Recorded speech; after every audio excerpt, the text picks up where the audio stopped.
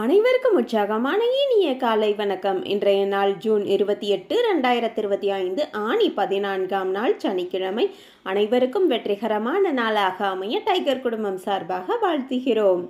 பிறந்து விட்டோம் என்பதற்காக வாழாதீர்கள், அது கடனாய் முடியும். வாழ்வதற்காக பிறந்திருக்கிறோம் என்று எண்ணுங்கள், வாழ்வு இனிக்கும், வெற்றி நிச்சயம். இப்பொழுது நாம் அனைவரும் 8 மீது நிற்கிறோம். நமது விஷன் மிஷன் இறைவணக்கம் கூறப்போகிறோம். இதை நான் சொல்ல சொல்ல அதன் இடைவெளியில் நீங்களும் அதை திரும்பச் சொல்லுங்கள். அப்படி சொல்வதனால் உங்களுக்குள் ஆற்றல் பெருகுவதை நீங்கள் உணர்வீர்கள். உங்களுக்குள் ஆனந்தமும் ஆரோக்கியமும் நிலைத்திருக்க இது உதவும். Tiger vision. மனம், புத்தி, உடல் மூன்றும் சமநிலையில் இருந்தால் வாழ்க்கை பிரகாசிக்கும். Tiger mission. ஒரு தனி மனிதனின் தொடர்ச்சியான ஆரோக்கியமும் பொருளாதாரமும் இவ்வுலகை மாற்றும். டைகர் இறைவணக்கம். என் வாழ்க்கையின் நம்பிக்கையாயிருக்கும் இறைவா, நான் சேவை செய்யும் இந்த அமைப்பே நீ வாழும் இடமென எண்ணுகிறேன். நான் தினமும் செய்யும் பணியே எனது கடமை என நம்புகிறேன். எனது உடலை கண்ணும் கருத்துமாய் பாதுகாப்பதே எனது பொறுப்பு என உணர்கிறேன். நன்றி இறைவா. நாம் ஆயுள் முழுவதும் ஆரோக்கியத்தோடு ஆனந்தமாய் வாழ்வதற்கு நமக்கு ஆயுள் முழுவதும் ஆசானாய் 8 நடைப்பயிற்சியை கற்றுத்தர வருகிறார் நமது குரு டாக்டர் டைகர் தேன்கூடு பிரபாகரன் அண்ணா அவர்களை உற்சாகத்தோடு வரவேற்கிறோம். எல்லோருக்கும் இனிய காலை வணக்கம். இந்த அற்புதமான காலை வேளையில் 9 மூட்டுக்களையும் அசைக்கக்கூடிய அற்புதமான பயிற்சிகளை முடிச்சுட்டு 27 முறை சூப்பர் பிரெயின் யோகா அப்படின்னு சொல்லக்கூடிய தோப்பு காரணங்களை முக மலர்ச்சியோட மனம் மகிழ்ச்சியோடு முடிச்சுட்டு 8 நடப்பதற்காக தயார் நிலையில் இருக்கிறோம். 8 மீது இருக்கிறோம். கிழக்கு மேற்காக நடப்பவர்கள் கிழக்கு திசையிலிருந்து மேற்கை நோக்கியும், தெற்கு வடக்காக நடப்பவர்கள் தெற்கு திசையிலிருந்து வடக்கை நோக்கியும் நமக்கான முதலடி எடுத்து வைத்து நடையை தொடங்கலாம். இப்பொழுது பெண்கள் அனைவரும் இடதுபுறமாகவும் ஆண்கள் அனைவரும் வலதுபுறமாகவும், பெண்கள் லெஃப்ட் சைடிலும் ஆண்கள் ரைட் சைடிலும் முதல் அடி எடுத்து வைத்து நடையை தொடங்குகிறோம். நடை இயல்பாக இருக்கிறது, நடை தளர்வாக இருக்கிறது, தோள்பட்டை தளர்வாக இருக்கிறது, கழுத்து குனியாமல் இருக்கிறது, கால்கள் ஒன்றுக்கு முன்பு ஒன்று வருவது போல் நடந்து கொண்டு இருக்கிறோம். கைகள் அதன் இசைவில் அசைந்து கொண்டு இருக்கிறது. சுவாசம் சீர்நிலையில் இருக்கிறது. எண்ணம் நேர்மறையாக இருக்கிறது. மனம் மகிழ்வுடனும் அமைதியுடனும் இருக்கிறது. ஒற்றை சிந்தனையாளர்கள் அத்தனை பேரும் ஒற்றுமையோடு ஒரே திசையை நோக்கி பயணித்து கொண்டிருக்கிறோம். நமது பயணம் வெற்றிகரமாக அமைய எல்லாம் வல்ல இறைவனை துணை கலைத்து கொண்டு தொடர்ந்து பயணிக்கிறோம். ஒவ்வொரு விடியலும் நமக்கு பல விஷயங்களை கற்றுத்தந்து கொண்டே இருக்கிறது. நாம் பெற்றுக்கொண்டே இருக்கிறோம். அதை வாழ்வில் பயன்படுத்தி வெற்றி கண்டு கொண்டே இருக்கிறோம். அவ்வாறாக இன்றைய விடியலும் நமக்கு பல விஷயங்களை கற்றுத்தரப் போகிறது. நாம் பெற்றுக்கொள்ளப் போகிறோம். அதை வாழ்வில் பயன்படுத்தி வெற்றி காணப் போகிறோம். ஒவ்வொரு நாளும் நமது நடையை தொடங்கும் போது நாம் சில பல நினைவூட்டல்களை நினைவூட்டுவது வழக்கம். அந்த வகையில் இன்றைய நினைவூட்டல்கள், நம்மளுடைய உள்ளங்கைகளை மடக்கி பார்த்தல் அப்படிங்கிற ஒரு செயலை செய்து பார்க்க வேண்டும். இப்பொழுது நாம் நடையை தொடங்கி இருக்கிறோம். உள்ளங்கைகளை மடக்கி பார்த்தால் அது இயல்பாக இருக்கும். விரலின் நகங்களின் வண்ணங்களை பார்க்க வேண்டும். அவைகளும் இயல்பாகவே இருக்கும். நடையை தொடங்கும் பொழுது சுவாசத்தை சோதித்து பார்த்திருக்க வேண்டும். நம்மளுடைய 2 நாசியிலையும் சுவாசம் வருகிறதா அப்படின்னு இப்படி நம்மளுடைய சோதனைகளை செய்து தான் நம்மளுடைய பயிற்சிகளை தொடங்க வேண்டும். தொடர்ந்து நம்மளுடைய முதல் விஷயமாக நாம் செய்ய வேண்டியது, நம்மளுடைய பயிற்சிகளை, முயற்சிகளை, நிகழ்ச்சிகளை, செயல்களை எதை தொடங்குவதற்கு முன்பாக நம்மளுடைய தாயை வணங்க வேண்டும், நம்மளுடைய தந்தையை வணங்க வேண்டும், நமது குருமார்களை வணங்க வேண்டும், நமது இயற்கையை, இறைவனை, பிரபஞ்சத்தை வணங்க வேண்டும், நம்மளுடைய இஷ்ட தெய்வங்களை வணங்கி கொள்ள வேண்டும், நமது மூதாதையர்கள் முன்னோர்களை வணங்கி கொள்ள வேண்டும். இவ்வாறாக நம்மளுடைய தாய் தந்தை குருமார்கள் இயற்கை இறைவன் பிரபஞ்சம் இஷ்ட தெய்வங்கள் மூதாதையர்கள் முன்னோர்கள் இவர்களை வழிபட்டு அவர்களிடம் அருளாசி பெற்று அவர்களை வழித்துணைக்கு அழைத்து நமது பயிற்சிகளை நாம் தொடங்கி இருக்க வேண்டும். இவ்வாறாக தொடங்கப்படக்கூடிய அத்தனை செயல்களும் வெற்றியில் நிறைவடையும் என்பதை நினைவில் கொள்ளுங்கள். அவர்கள்தான் நமக்கு ஒரு ஊன்றுகோலாக ஒரு தூண்டுகோலாக நமக்கு என்றென்றும் இருப்பார்கள். நம்மளை சிறப்பாக வழிநடத்துவார்கள், நம்மை வெற்றி பெற செய்வார்கள். அவர்களை வழிக்கு அழைத்து கொண்டு நமது பயிற்சிகளை தொடங்கினோமானால் நிச்சயமாக ஒவ்வொரு நாளும் வெற்றியை நாம் பெறுவோம் என்பதை இந்த நேரத்தில் நினைவூட்டி தொடர்ந்து நம்மளுடைய இலக்கு எது என்பதை நினைவில் கொண்டு பயணிக்க வேண்டும். இலக்கில்லா பயணம் துடுப்பில்லா படகில் பயணிப்பது போல அப்படின்னு நான் அடிக்கடி சொல்லுவேன். ஸோ இலக்கை நிர்ணயித்து பயணிக்க வேண்டும். இலக்கை நாம் அடைய போகிறோம், தொட போகிறோம், வெற்றி காண போகிறோம் அப்படிங்கிற அந்த எண்ணத்தோடு பயிற்சியை தொடங்கினால் இலக்கு எதுவாக வேண்டுமானாலும் இருக்கலாம். நம்மளுடைய இலக்கு அப்படிங்கிறது எது சம்பந்தப்பட்டதாக இருக்கலாம். ஆனால் இலக்கின் முடிவை மட்டும் மனதில் கொண்டு அதை நோக்கி நாம் பயணிக்கிறோம் என்பதை நினைவில் கொண்டு நமது பயணத்தை தொடங்க வேண்டும். நமக்கு அருகில் குடிநீர் இருக்கும்படியாக பார்த்து கொள்ள வேண்டும். நாம் நடக்கும் இடத்தில் காற்றோட்டம் இருக்கும்படியாக பார்த்து கொள்ள வேண்டும். போதிய வெளிச்சம் இருக்கிறதா என்பதை நினைவில் கொண்டு நமது பயிற்சிகளை நாம் தொடங்க வேண்டும். நமது எண்ணத்தை சுத்தமாகவும் நமது உள்ளத்தை மகிழ்ச்சியாகவும் உற்சாகமாகவும் வைத்து நமது பயிற்சிகளை தொடங்க வேண்டும். புதியவர்கள் பேசிக் கோர்ஸில் பயணிக்கக்கூடியவர்கள் 10:30 நிமிடத்தில் மணியோசை கேட்டதுக்கப்புறம் நடையை மாற்றி நடக்கணும். பழையவர்கள் அதாவது அட்வான்ஸ் கோர்ஸில் பயணிக்கக்கூடியவர்கள், புதியவர்கள்ங்கிறது டைகர் குழுமத்தை பொறுத்தவரை 21 நாட்கள் தான். ஸோ அதன் பிறகு எல்லாருமே அட்வான்ஸ் கோர்ஸ் அப்படிங்கிற ஒரு பகுதிக்கு வர முயற்சிக்கணும். ஸோ அவர்களுக்கு 42 நிமிட நடை 21 நிமிடங்களில் இடைவெளி சொல்லும் பொழுது அதன் பிறகு மாற்றி நடக்கணும். இதையும் ஒவ்வொரு நாளும் நினைவில் வையுங்கள். புதியவர்களுக்கு ஒரு மணியோசை 10:30 நிமிடத்தில் கேட்கும். அப்பொழுது அவர்கள் நடையை மாற்றி நடக்கணும். அனைவரும் அனைவரது இலக்குகளையும் அடைவதற்கு எல்லாம் வல்ல இயற்கை இறைவன் பிரபஞ்சம் துணை நிற்க வேண்டும் என்று வேண்டி வணங்கி வாழ்த்தி தொடர்ந்து பயணிக்கிறோம்.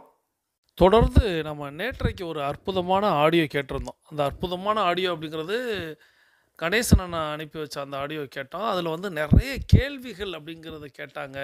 30க்கும் மேற்பட்ட கேள்விகள் அப்படிங்கிறத நம்ம பார்த்தோம். அதில் பல கேள்விகளை நான் எழுதி வைத்திருக்கிறேன். அதை பற்றி நம்ம இன்றைக்கி பார்க்கலாம் அப்படிங்கிறதையும் சொல்லியிருந்தேன். அதில் ஒரு முதல்ல சொல்ல வரக்கூடியது அப்படிங்கிறது தற்காலம் இந்த நிகழ்காலத்தில் என்னவெல்லாம் தவறுகள் நடந்து கொண்டிருக்கிறது அப்படின்னு சொல்கிறார். இன்றைக்கி தேடி தேடி சோறு தின்பது ஒரு பழக்கமாக இருக்கிறது. அதாவது ஹோட்டலாக போகிறது. இன்றைக்கி ரிவ்யூஸ் பார்த்திங்கன்னா யூடியூப்லேயும் அந்த உணவுக்கான ரிவ்யூ அப்படின்னு சொல்லக்கூடிய சேனல்கள் எல்லாம் அவ்வளவு வளர்ந்து நிற்கிறது. அவர்கள் எல்லாரும் பணத்தை வாங்கிட்டு அவங்க சொல்கிறாங்க அப்படின்னு சமீபத்தில் கூட ஒரு செய்தி வெளிவந்தது. நீங்கள் பார்த்துருப்பீங்க, டிவி நிகழ்ச்சியில் வந்தது.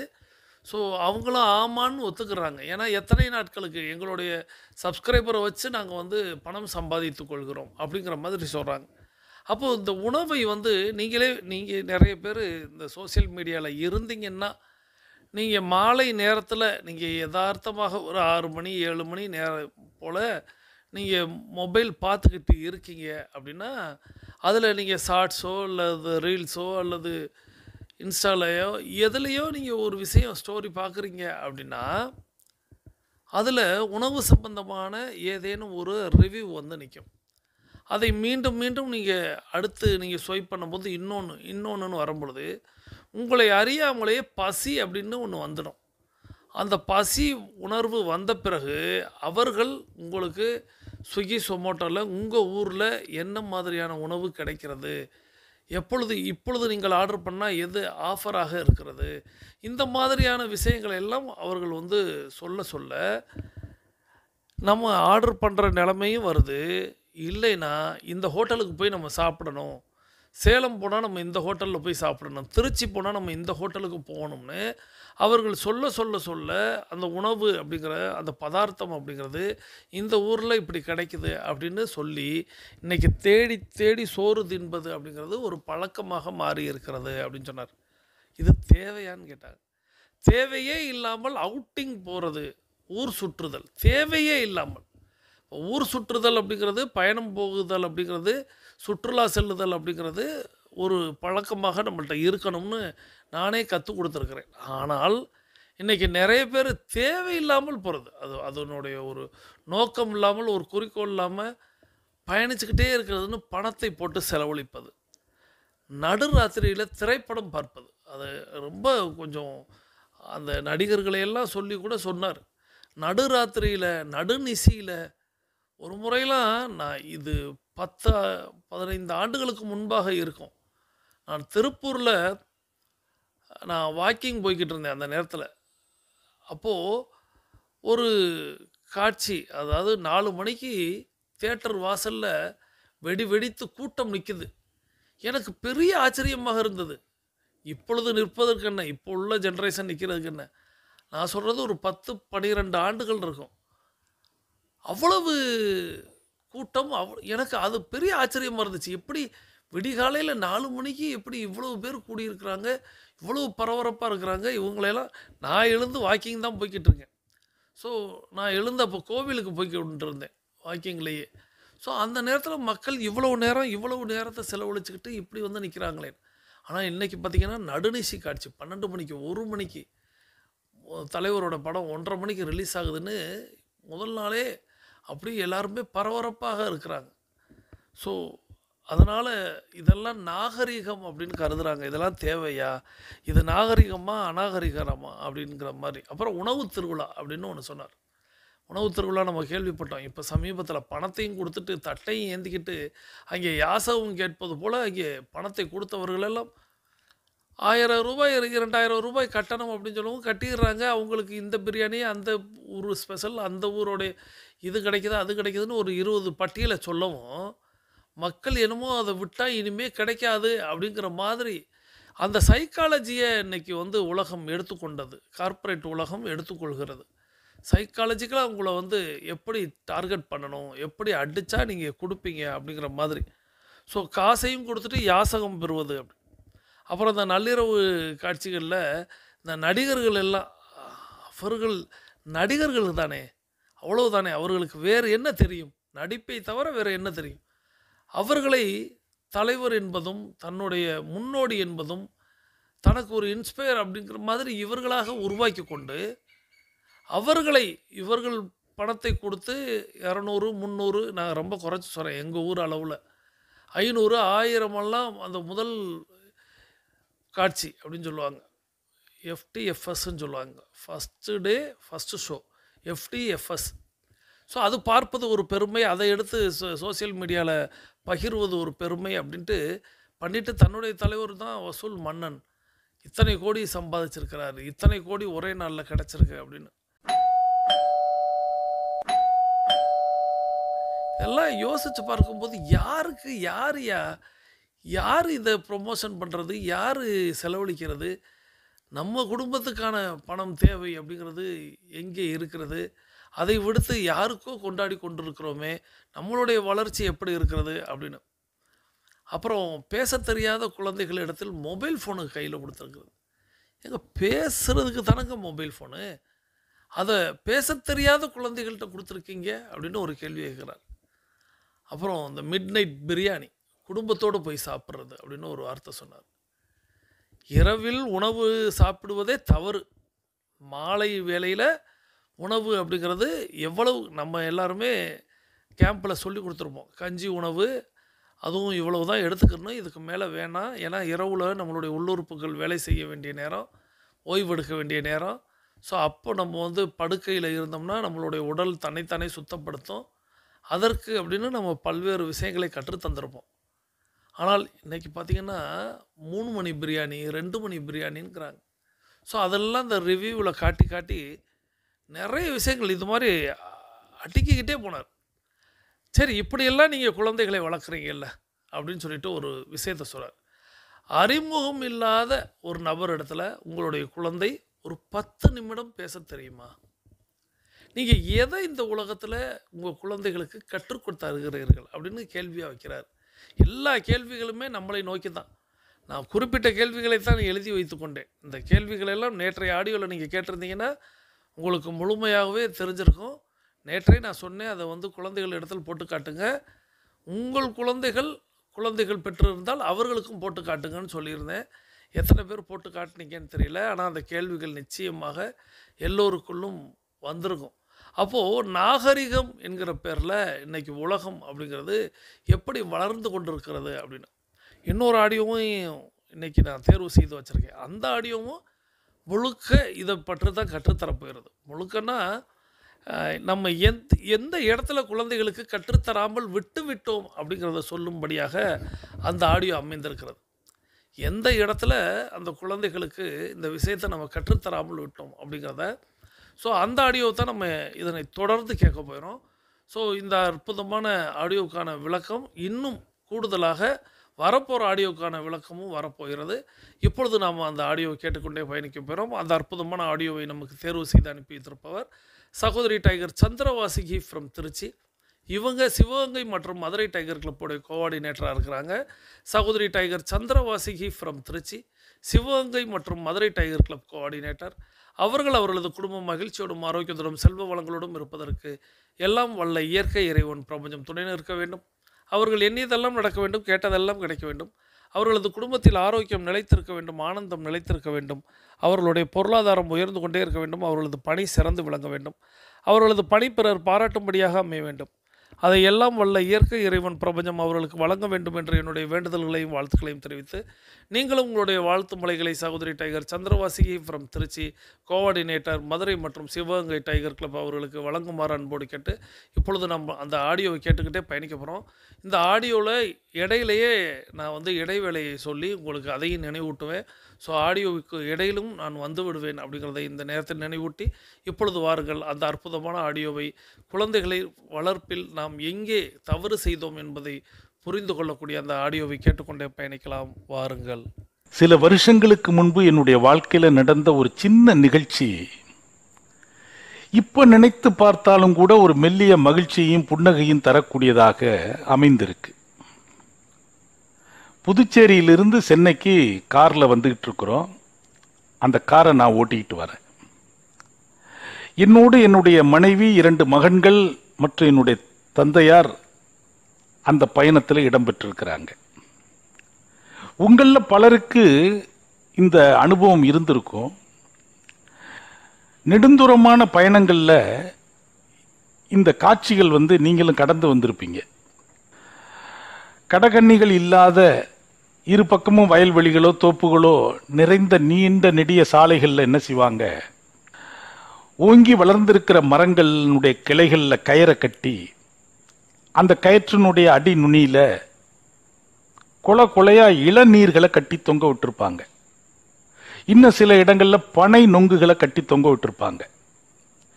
இது ஒரு நல்ல ஒரு வண்டி வாகனங்கள் பார்க்கிங் செஞ்சு அந்த இளநீரை சாப்பிடுவதற்கு உகந்த இடமா, அந்த இடத்துல சாலை கொஞ்சம் அகலமாக நல்ல நிழல் தரும் மரங்கள் நிறைந்த இடங்கள்ல இது மாதிரியான ஒரு வியாபாரங்கள் நடக்கிறத நம்ம பார்த்துருப்போம். அது மாதிரி எங்களுடைய பயணத்திலையும் என்ன செஞ்சோம், இது மாதிரி இந்த இளநீர்கள் தொங்குகிற அந்த ஒரு மரத்தடியில் வண்டியை நிறுத்துறதுன்னு பேசிக்கிட்டே வண்டி ஓட்டிகிட்டு வரும்போது எங்களுக்கு நிறுத்துவதற்கு வாகான ஒரு இடம் வரும்போது நிறுத்தணும்.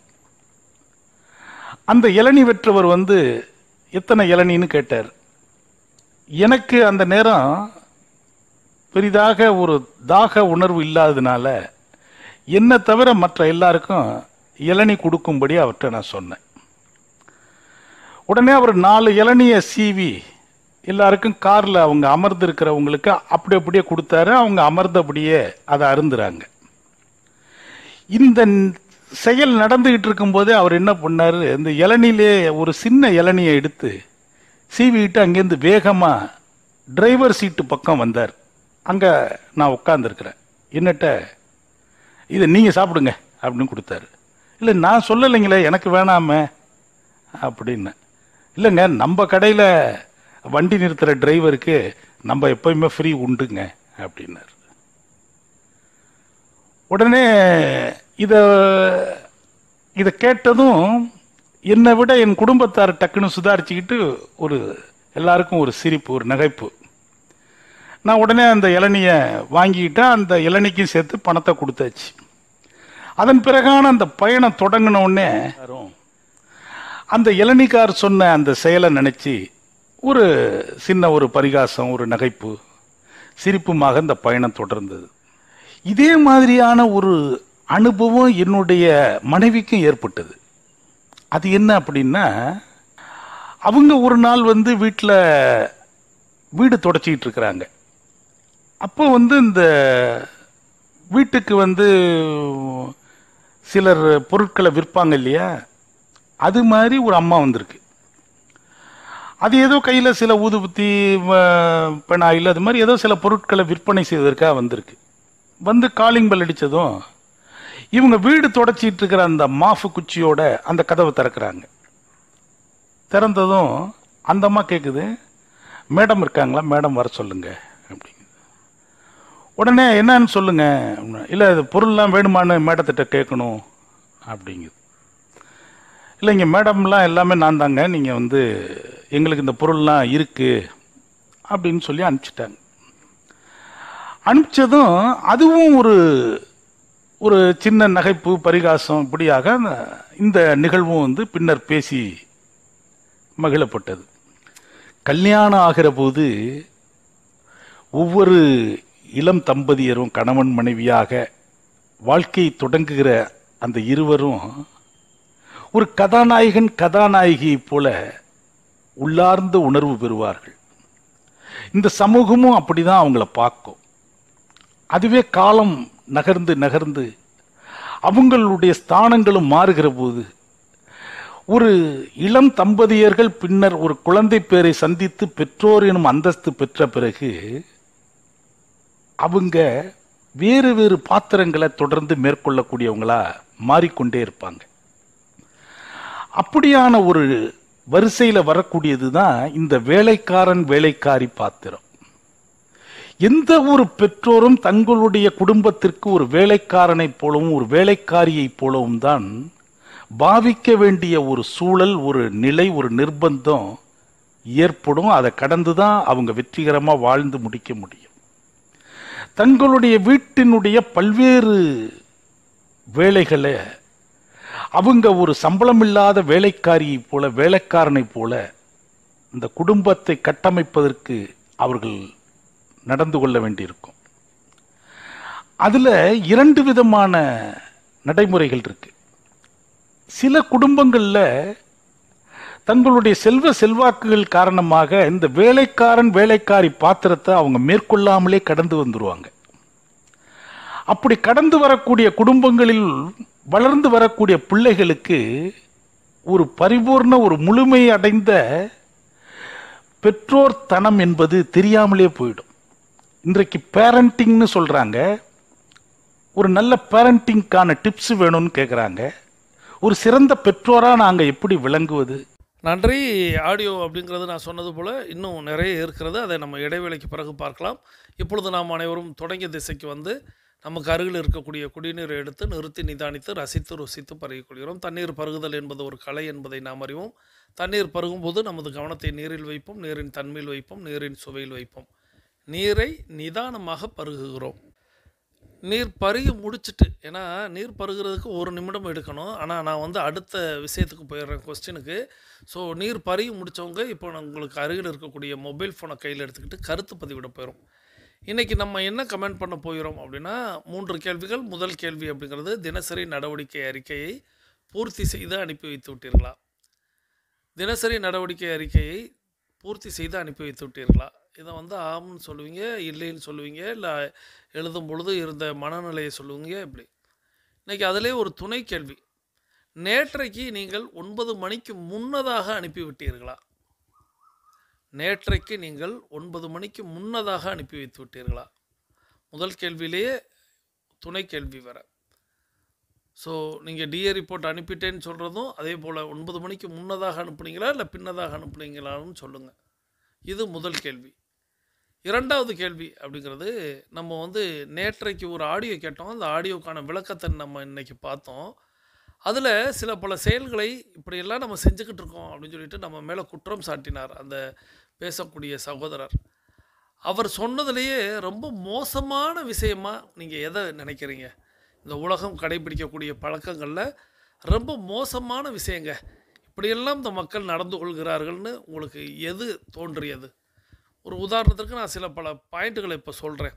இந்த தேடி தேடி ஊர் ஊராக சுற்றி இந்த சோறு சாப்பிட்றது, உணவு சாப்பிட்றது அப்படிங்கிற பழக்கம், இல்லை தேவையே இல்லாமல் டூர் போகிறது, அவுட்டிங் போகிறது, ஊர் சுற்றுறது அப்படிங்கிறது, நடு ராத்திரியில் திரைப்படம் பார்க்குறது, இல்லது நடு ராத்திரியில் வந்து பிரியாணி சாப்பிட்றது, பேச தெரியாத குழந்தை இடத்தில் வந்து மொபைல் ஃபோனை கொடுக்கறது, இந்த நள்ளிரவு திரைப்பட கொண்டாட்டம் அப்படிங்கிறதும், அந்த FTFS அப்படின்னு சொல்லக்கூடிய விஷயத்தையும், இந்த வசூல் மன்னன் என்னுடைய தலைவன் தான் அப்படின்னு சொல்கிறது, அப்புறம் இந்த உணவு திருவிழாவில் கொண்டு போய் காசை கொடுத்துட்டு யாசகம் பண்ணுவது போல் நிற்பது, இப்படி பல்வேறு விஷயங்கள் அவர் சொல்லியிருந்தார். குழந்தைகளை வந்து மலடாக்கியது நாம் தான், பிராய்லர் கோழி ஆக்கியது நாம் தான், ஸ்லோ பாய்சன் நம்மளே கொடுத்துக்கிட்டு இருக்கோம் அப்படிங்கிறதும், குழந்தைகளை வந்து நம்ம உருவாக்காமல், பிள்ளைகளை உருவாக்காமல் ஜெர்சி மாடுகளை உருவாக்குறோம் அப்படின்னு நிறைய. நேற்று நீங்கள் அந்த ஆடியோ கேட்டிருந்தீங்கன்னா தெரியும். அதில் உங்களுக்கு ரொம்ப மோசமான விஷயமாக இவற்றுள் எது தெரிந்தது? 2 3 இருந்துச்சுன்னா அதையும் எழுதுங்க, தவறில்லை. உங்களுக்கு மோசமாகப்பட்டது எது? இதுதான் 2வது கேள்வி. 3வதாக நம்முடைய வெற்றி ஸ்லோகன் எழுத வேண்டிய நேரம். நலத்துடன் வாழ்க, வளத்துடன் வாழ்க, நலத்துடன் வாழ்க, வளத்துடன் வாழ்க அப்படிங்கிற அந்த வெற்றி ஸ்லோகனை ஒரு முறை எழுதி 2 முறை வாசித்து போஸ்ட் பண்ணுங்கள். உங்களுக்கு நல்ல செய்தி கிட்டும் அப்படிங்கிறத இந்த நேரத்தில் சொல்லி, இந்த 3 கேள்விகளுக்கும் விடையளித்த உங்களுக்கு என்னுடைய நன்றிகளை சொல்லி, தாங்கள் தங்களது குடும்பம் மகிழ்ச்சியோடும் ஆரோக்கியத்தோடும் செல்வ வளங்களோடும் இருப்பதற்கு எல்லாம் வல்ல இயற்கை இறைவன் பிரபஞ்சத்தை வேண்டி, தொடர்ந்து பேசிக் கோர்ஸில் இருக்கக்கூடிய சகோதர சகோதரிகள்லாம் நீங்கள் அஃபர்மேஷன் விசுவலைசேஷன் செஞ்சுட்டு மீதம் இருக்கக்கூடிய இன்னும், ஏன்னா ஆடியோவே நான் பாதியாகத்தான் நிறுத்தியிருந்தேன், அதுவரைவே உங்களுக்கு பிடிச்சிருக்கும், இன்னும் மீதம் இருக்கக்கூடிய ஆடியோ கேட்க வாங்க. அட்வான்ஸ் கோர்ஸில் இருக்கக்கூடிய 42 நிமிட நடைக்காரர்களுக்கான அடுத்த சுற்று தொடங்குகிறது. இப்பொழுது ஆண்கள் அனைவரும் இடதுபுறமாகவும் பெண்கள் அனைவரும் வலதுபுறமாகவும், ஆண்கள் லெஃப்ட் சைடிலும் பெண்கள் ரைட் சைடிலும் முதலடி எடுத்து வைத்து நடையை தொடங்குகிறோம். நடை இயல்பாக இருக்கிறது, நடை தளர்வாக இருக்கிறது, தோள்பட்டை தளர்வாக இருக்கிறது, கழுத்து குனியாமல் இருக்கிறது, கால்கள் ஒன்றுக்கு முன்பு ஒன்று வருவது போல் நடந்து கொண்டு இருக்கிறோம், கைகள் அதன் இசைவில் அசைந்து கொண்டு இருக்கிறது, சுவாசம் சீர்நிலையில் இருக்கிறது, எண்ணம் நேர்மறையாக இருக்கிறது, மனம் மகிழ்வுடனும் அமைதியுடனும் இருக்கிறது. ஒற்றை சிந்தனையாளர்கள் அத்தனை பேரும் ஒற்றுமையோடு ஒரே திசையை நோக்கி பயணித்துக் கொண்டு இருக்கிறோம். நமது பயணம் வெற்றிகரமாக அமைய எல்லாம் வல்ல இறைவனை துணை கலைத்து கொண்டு தொடர்ந்து பயணிக்கிறோம். தொடர்ந்து நம்ம இடைவேளைக்கு முன்பாக ஒரு ஆடியோ கேட்டோம். அந்த ஆடியோ என்ன அப்படின்னா, குழந்தைகள் வளர்ப்பில் நாம் எங்கே தவறு செய்திருக்கிறோம் அப்படின்னு சுட்டி காட்டும் விதமாக கிட்டத்தட்ட அந்த சூழ்நிலையை அவர் சொல்லிக்கிட்டே வந்தார். நீங்கள் கணிச்சிருப்பீங்க, இல்லை கணிக்க முடியலைன்னா மீதம் இருக்கக்கூடிய ஆடியோ நம்ம கேட்கலாம். மீதம் இருக்கக்கூடிய ஆடியோவில் நம்ம பண்ணிய தவறு எது, குழந்தைகள் இன்றைக்கி எங்கே தவறு பண்ணுறாங்க அப்படிங்கிறதெல்லாம் ரொம்ப சுவாரஸ்யமாக அந்த பேச்சாளர் தராரு. இப்பொழுது வாருங்கள், மீதம் இருக்கக்கூடிய அந்த அற்புதமான ஆடியோவை கேட்டுக்கொண்டே பயணிக்கலாம். ஒரு நல்ல பேரண்டிங்கான டிப்ஸ் வேணும்னு கேட்குறாங்க. ஒரு சிறந்த பெற்றோராக நாங்கள் எப்படி விளங்குவது? இந்த பிராய்லர் கோழி என்பதற்கு அப்பா அம்மா கிடையாது. ஆனால் கிராமத்தில் வளர்கிற மேய்ச்சல் கோழி இருக்குல்ல, அது தன்னுடைய குஞ்சுகளுக்கு ஒரு சிறந்த தாயாக தந்தையாக நடந்து கொள்ளும். ஒரு பருந்து வந்து தாக்குற போது தன்னுடைய குஞ்சுகள் அது வந்து பாதுகாக்கிற முறை, தன் குஞ்சுகள் எப்படி குப்பையிலிருந்து ஒரு இரையை சேகரிக்கணும்னு அந்த குப்பையை சீச்சி சீச்சி காட்டும். கோழி வளர்க்கப்படுகிற கிராமத்து வீடுகளில் இந்த கோழியை நீங்க போய் பாருங்க, அது மிகச்சிறந்த ஆசான், ஒரு பெரிய வாத்தியார். 1 லட்சம் ரூபா ஃபீஸ் கட்டி ஒரு பெரிய உபதேசம் கேட்பதும், ஒரு கோழி வளர்க்கப்படுற வீட்டில் அந்த கோழியை வந்து ஒரு நாள் முழுதும் கவனிப்பதும் 2 ஒன்று தான்.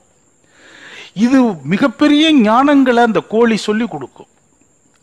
அந்த கோழி என்பது ஒரு பெரிய வலுவான பறவை கிடையாது.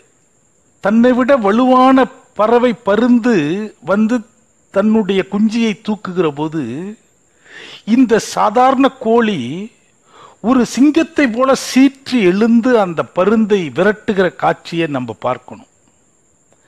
தன் வாழ்வுக்காக தன்னுடைய குடும்பத்திற்காக அது காட்டுகிற அந்த போராட்ட குணம் நாம கற்றுக்கொள்ளணும். இந்த கோழி மட்டுமல்ல, ஒரு வீட்டில் கிராமத்தில் ஒரு நாய் குட்டி போடும், ஒரு பூனை குட்டி போடும். அந்த பூனை ஒரு கூரை வீட்டில் குட்டி போட்டு அந்த வீட்டில் மழை வந்து தண்ணி வருதுன்னா அந்த குட்டிகளை தன் வாயால் கவ்வி கொண்டு போய் மேடான இடத்துல பாதுகாக்கும். நாய் அப்படி தன்னுடைய குட்டிகளை பாதுகாக்கும். இந்த தன்னுடைய குட்டிகளை வளர்த்து மேம்படுத்தி கொண்டு வருவதற்காக அது காட்டுகிற ஈடுபாடு, அக்கறை, போராட்டங்கள், இதெல்லாம் நாம பார்க்கிற போது நாம் கற்றுக்கொள்ள வேண்டிய விஷயங்கள் அவையிடம் நிறைய இருப்பதை நாம் உணர்ந்து கொள்ள முடியும்.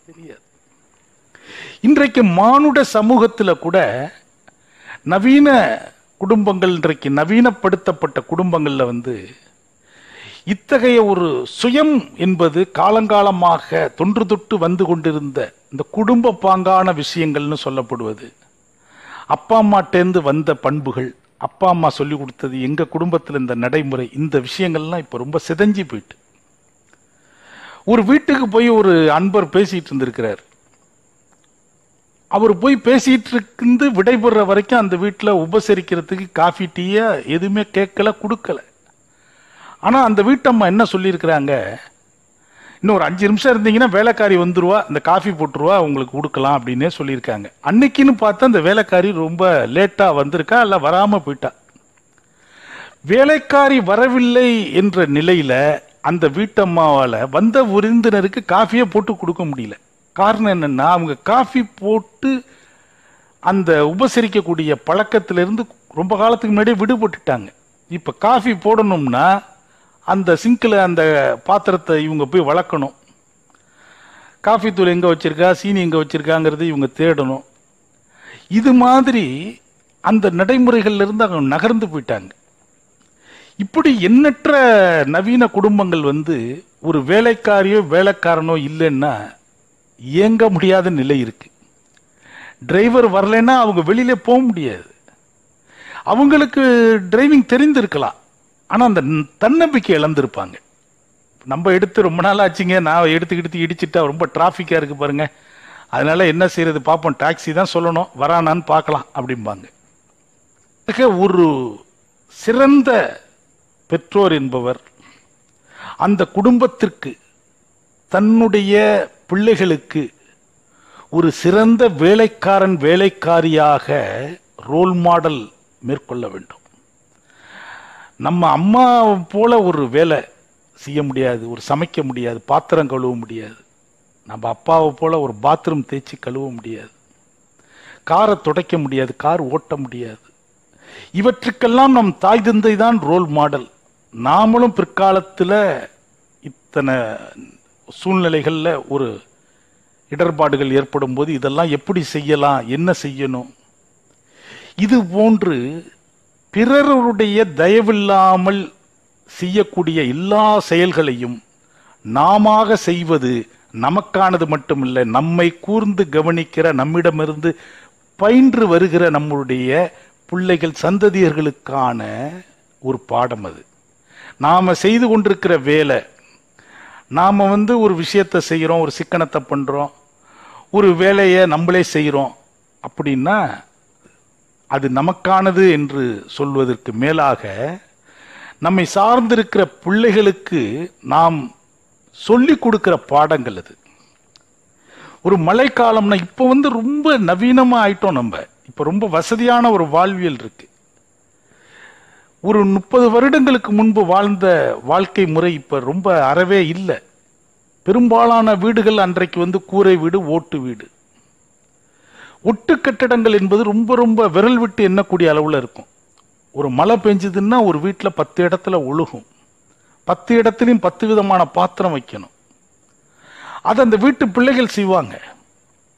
மழை வந்துட்டு அங்க தண்ணி சொட்டும், அங்க வை, இங்க வை, தண்ணி நிறைஞ்சா எடுத்து ஊத்து.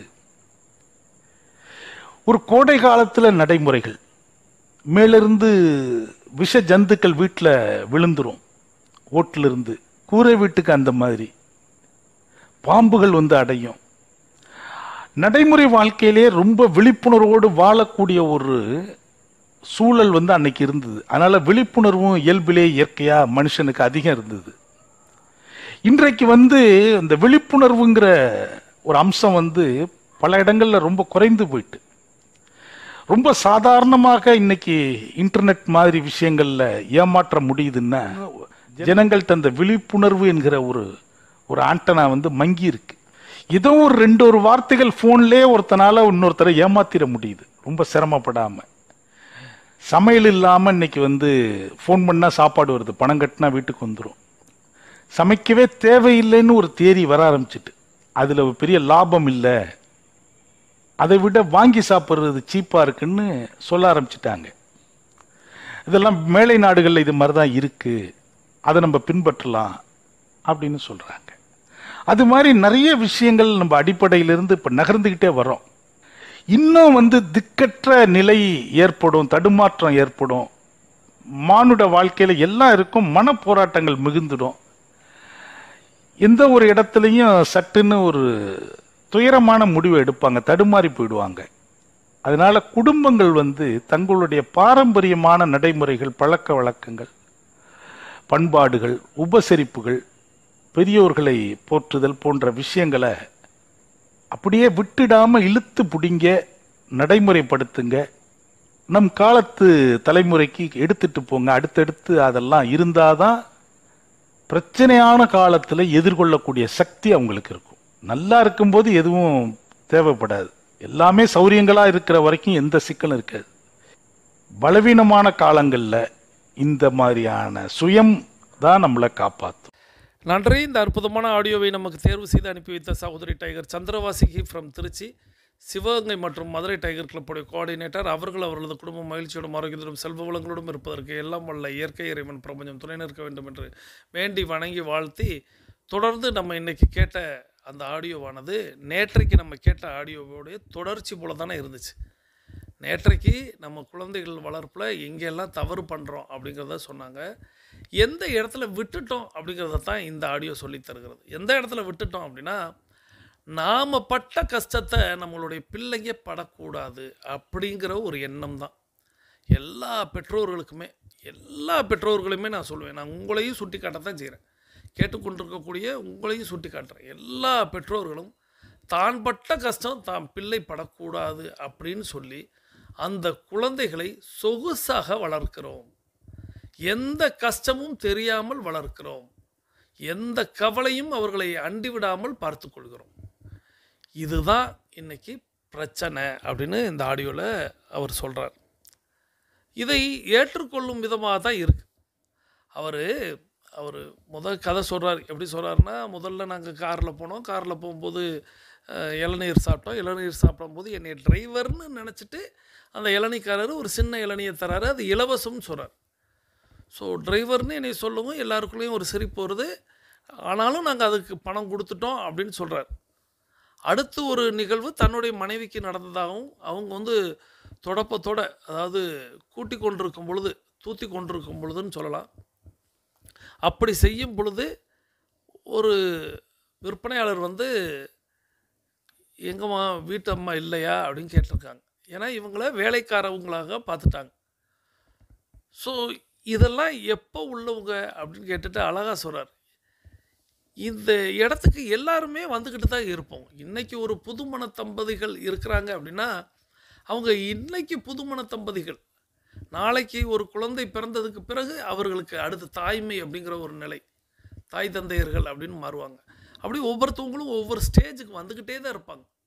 ஸோ அந்த ஸ்டேஜை கடக்கும் பொழுது அதனுடைய அனுபவம் அப்படின்னு ஒன்று தெரியும். நம்மளுடைய குழந்தைகளுக்கு அந்த ஸ்டேஜை கொடுக்கவே இல்லை. எந்த ஸ்டேஜ் அப்படின்னா, கஷ்டங்கிற ஒரு ஸ்டேஜை. சரி, நாம் இன்னைக்கு நல்லா இருக்கிறோம், தவறொன்றும் இல்லை, பிள்ளைங்களை அதுக்காக கஷ்டப்படுத்த முடியாது அப்படின்னு நம்ம சொல்லலாம். ஆனால் அந்த கஷ்டத்தை சொல்லி கூட வளர்க்கலை. இன்னைக்கு சொன்னோம்னா குழந்தைகள் நம்மளை பூமர் அப்படின்னு சொல்கிறாங்க. கஷ்டங்களை சொன்னால் பூமருங்கிறாங்க. ஆனால் அனுபவிக்க போகிறது யாருன்னா அந்த குழந்தைகள் தான்.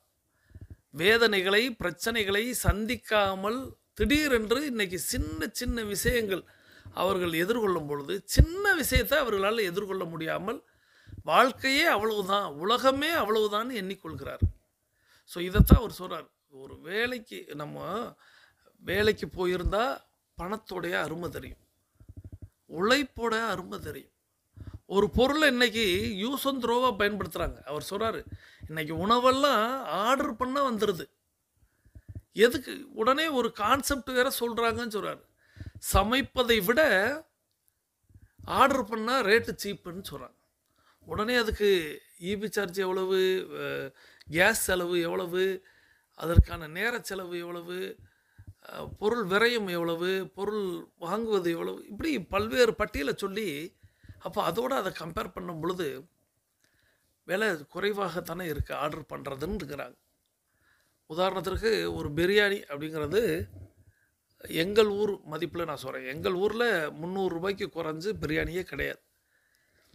அது சிக்கனாகவே இருந்தாலும் 300 ரூபா, 280 ரூபா அதான். இப்போது அதை ஆன்லைனில் ஆர்டர் பண்ணால் அது கூடுதலாக ஒரு 50 ரூபா. நீங்கள் 5 பிரியாணி பண்ணீங்கன்னா 250 ரூபா. நான் இப்போ உள்ள சிறுவர்கள் இடத்துல சொல்லுவேன், எப்போ 5 பிரியாணி நீ ஆர்டர் பண்ணீங்கன்னா 250 ரூபா செலவாகுது. 250 ரூபாங்கிறது ஒரு மனிதனுடைய உழைப்பு, ஒரு நாள் உழைப்பு. நீ பைக் எடுத்துகிட்டு போயோ சைக்கிளில் போயோ, ஏன் எப்படியாவது போய் ஒரு ஆட்டோ எடுத்துகிட்டு போய் நீ அதை வாங்கிட்டு வந்தீங்கன்னா ஆட்டோவுக்கு 50 ரூபாலேருந்து 100 ரூபா வரும். ஏன்ப்பா இப்படி ஆர்டர் பண்ணுறீங்க அப்படின்னு கேட்டால் அவர்களுக்கு நம்ம எடுத்து சொன்னதுக்கப்புறம் தான் அதை யோசிக்கிறாங்க. ஆனால் அதை செயல்படுத்துவாங்களான்னா அது தெரியல. ஆமாம்ல அப்படின்னு சொல்கிறாங்க. ஆனால் ஆர்டரில் காட்டும் போது அது எப்படி காட்டும் அப்படின்னா 250 ரூபான்னு தான் காட்டும், 280 ரூபான்னு தான் காட்டும். ஆர்டர் போட்டு முடித்ததுக்கப்புறம் ஜிஎஸ்டின்னு சொல்லி அப்புறம் சர்வீஸ் சார்ஜுன்னு சொல்லி அவங்க வீட்டுக்கு வந்து கேட்கும்போது 300 ரூபா 330 ரூபான்னு சொல்லுவாங்க. ஸோ இதுவே அந்த குழந்தைகளுக்கு தெரியலை. அப்போ பணத்தின் அருமை அவர்களுக்கு தெரியல. காரணம், அவர்களுக்கு ஒரு நபர் நம்மள்ட்ட பணியாளர் இருக்கிறாங்க அப்படின்னு வச்சுக்கிறோமே, 500 ரூபாய் நம்ம வந்து அவருக்கு வந்து ஊதியம் வழங்குகிறோம் அப்படின்னு வச்சுக்கிறோங்க. காலையில் அவர் எத்தனை மணிக்கு வரணும்? 8 மணி நேர வேலை. 8 மணி நேர வேலைன்னா இன்றைக்கி யாரும் உட்கார வச்செல்லாம் சம்பளம் கொடுக்க முடியாது. உழைப்பு உழைப்பு உழைப்புன்னு அவர் ஓடிக்கிட்டே இருக்கணும். அப்படி ஓடி தூக்கி கஷ்டப்பட்டு மேலே போய் கீழே வந்து நடந்து எத்தனையோ பணிகளை அவர் செஞ்சு தான் அந்த 500 ரூபாயை இவர் பெற முடியும். அந்த 500 ரூபாய் அப்படிங்கிறது அவருடைய குழந்தைக்கு, அவருடைய மனைவிக்கு, அவருடைய வீட்டுக்கு, அவருடைய மற்ற செலவுகளுக்கெல்லாம் அப்படின்னு கணக்கிட்டு தான் அவர் உழைத்து கொண்டிருப்பார். இரவில் போய் மற்ற பொருட்களெல்லாம் வாங்கி கொண்டு போய் வீட்டில் கொடுத்துட்டு அவர் ஓய்வு பெறும் பொழுது அந்த முதுகு எலும்புலேருந்து அவருடைய கால்கைகள்லேருந்து அத்தனையும் ஓய்வுக்காக காத்திருக்கும், வலியோடு இருக்கும். அப்படி அவர் சம்பாதித்த பணம் இன்றைக்கி ஒரு 5 பிரியாணி ஆர்டர் பண்ணால் 250 ரூபா போயிடுது அந்த குழந்தைகளுக்கே, அவருடைய பிள்ளைகளுக்கே நான் சொல்கிறேன். அவங்க அப்பா அப்படி சம்பாரித்து கொண்டு வந்து கொடுத்துருப்பாரு. ஆனால் ஒரு 250 ரூபாயை சும்மா டிப்ஸுங்கிற மாதிரி கொடுத்துட்றாங்க. டிப்ஸ் இல்லை, அவங்களுக்கே தெரியல, அவ்வளோதானே அப்படிங்கிறாங்க.